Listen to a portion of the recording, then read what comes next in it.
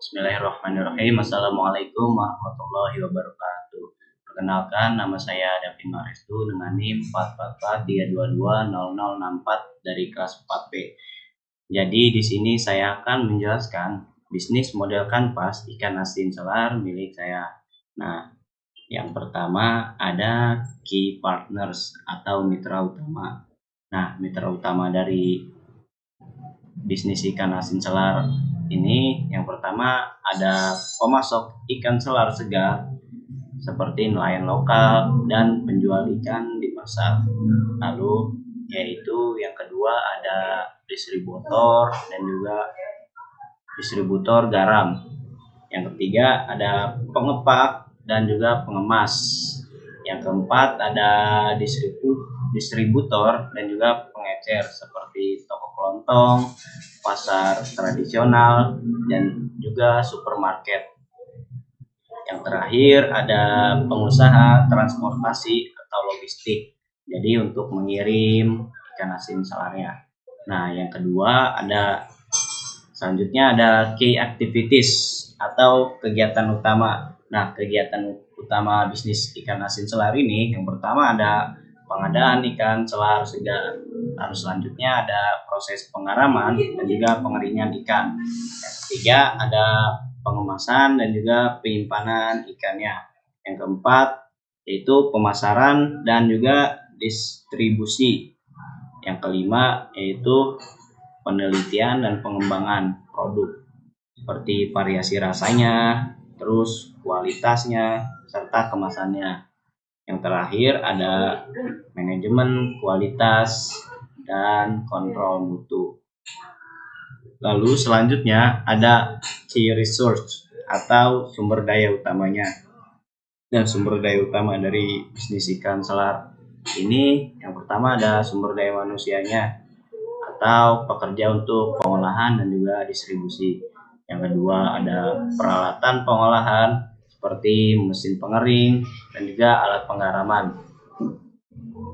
Selanjutnya ada fasilitas penyimpanan atau gudang dengan kondisi yang baik.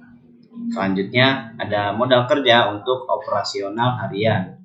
Nah, yang terakhir ada jaringan distribusi dan pemasaran.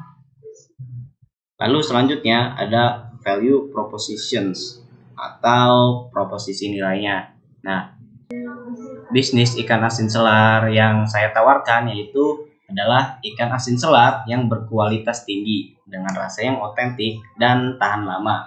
Yang kedua ada harga kompetitif dan juga terjangkau. Lalu yang ketiga ada pengemasan yang higienis dan juga menarik. Yang keempat ada produk yang mudah ditemukan di berbagai titik penjualan. Nah, yang terakhir ada dukungan terhadap nelayan lokal. Nah, jadi bisnis ikan asin selar yang saya buat ini, saya ingin menghadirkan ikan asin selar yang berkualitas tinggi yang bisa dinikmati oleh semua kalangan.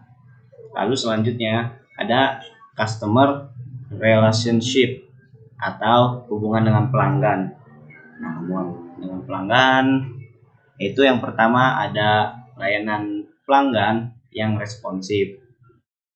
Yang kedua ada program loyalitas untuk pelanggan tetap.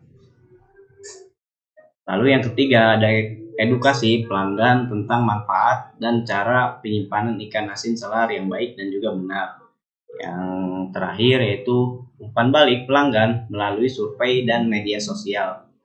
Lalu selanjutnya ada channel atau saluran. Nah, yang pertama ada penjualan langsung di pasar tradisional. Jadi kita mengirim ke pasar tradisional untuk menjualnya.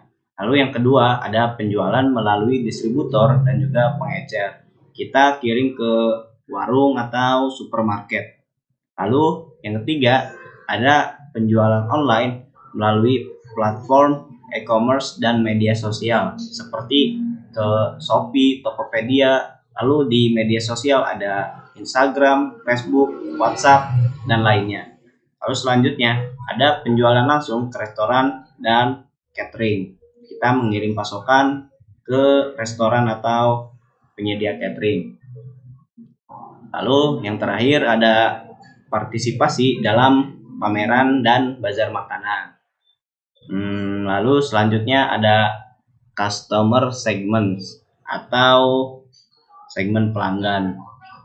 Nah, pelanggannya yaitu ada rumah tangga lokal, restoran dan usaha kuliner, toko kelontong dan pasar tradisional, ada supermarket dan minimarket. Lalu terakhir ada pelanggan online atau melalui e-commerce. Lalu selanjutnya ada cost struktur atau struktur biayanya. Nah, ada bermacam-macam biaya yang dikeluarkan untuk bisnis ikan asin selar ini.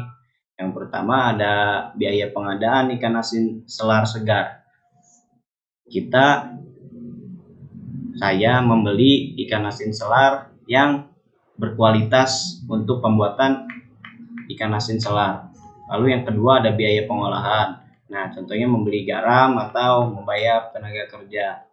Lalu selanjutnya ada biaya pengemasan dan penyimpanan. Lalu selanjutnya ada biaya distribusi dan transportasi untuk mengirim ikan asin selar. Selanjutnya ada biaya pemasaran dan promosi. Yang terakhir ada biaya operasional seperti bayar listrik, bayar air, dan juga bayar sewa tempat. Nah, yang terakhir ada revenue stream atau sumber pendapatan.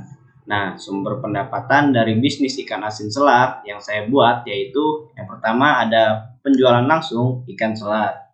Nah, kita menjual langsung kepada konsumen. Selanjutnya ada penjualan dalam jumlah besar ke distributor dan juga pengencer. Yang ketiga yaitu ada penjualan online. Jadi kita mempromosikan atau menjualnya melalui e-commerce atau media sosial. Yang keempat ada penjualan ke restoran dan usaha kuliner. Kita menjual ke restoran dan juga para pemilik usaha kuliner. Terakhir yaitu produk turunan. Nah, itu contohnya ikan asin dengan rasa khusus atau kemasan premium. Jadi kita membuat produk ikan asin tetapi yang beda dari yang lain. Nah, mungkin hanya itu yang dapat saya sampaikan. Kurang lebihnya mohon maaf. Wassalamualaikum warahmatullahi wabarakatuh.